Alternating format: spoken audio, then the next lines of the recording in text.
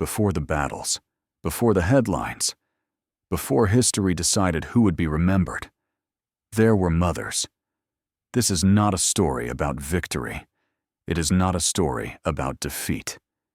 It is a story about a British mother who stood on a cold railway platform and sent all 3 of her sons to war. When the war began, Britain did not fall silent. It trembled. Sirens cut through the night. Windows went dark. Families gathered around radios, listening for news they feared to hear. Across the country, mothers began to understand a truth they had never prepared for. War does not belong only to soldiers. It belongs to those who wait. In a small town in northern England, a mother sat alone at her kitchen table. 3 letters lay in front of her. She read the first, then the second, then the third. Each one carried the same message. Her sons had been called to serve. She folded the letters carefully, as if they were fragile, as if folding them gently might somehow protect her children. She said nothing. That night, she did not sleep. On the morning they left, the sky was heavy with clouds. The air smelled of coal and rain. At the railway station, families stood close together, yet somehow felt very far apart.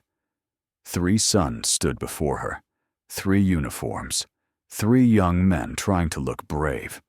The eldest spoke first. He promised to look after the others.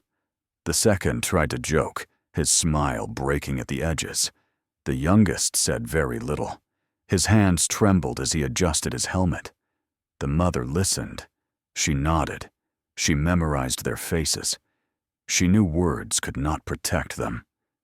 When the train whistle sounded, time showed no mercy. She held each son, longer than necessary, tighter than before, as if trying to remember the exact feeling of holding them alive. As the train slowly disappeared into the fog, the mother remained on the platform. She did not wave. She did not cry. That day, she did not just send her sons to war. She sent her heart with them. She returned home alone. The house felt different, too quiet, too still. 3 chairs remained empty.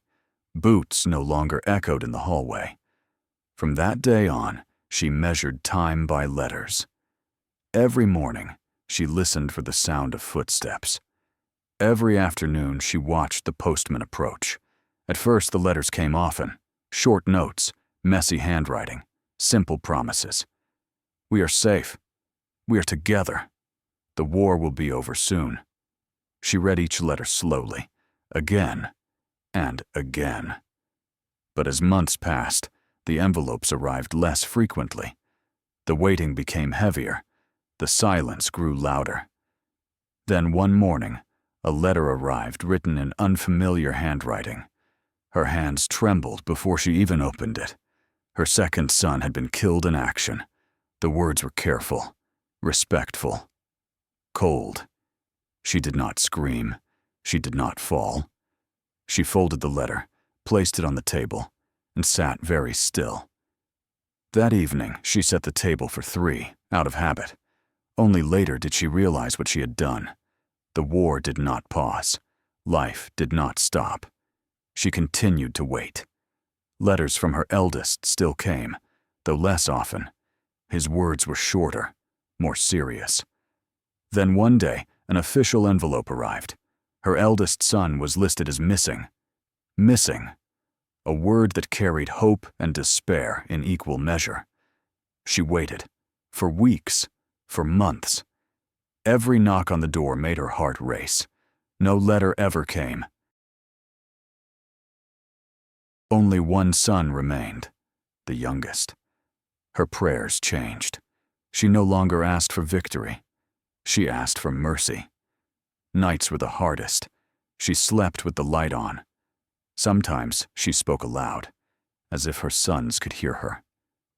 Then, one cold morning, there was a knock at the door. She opened it slowly.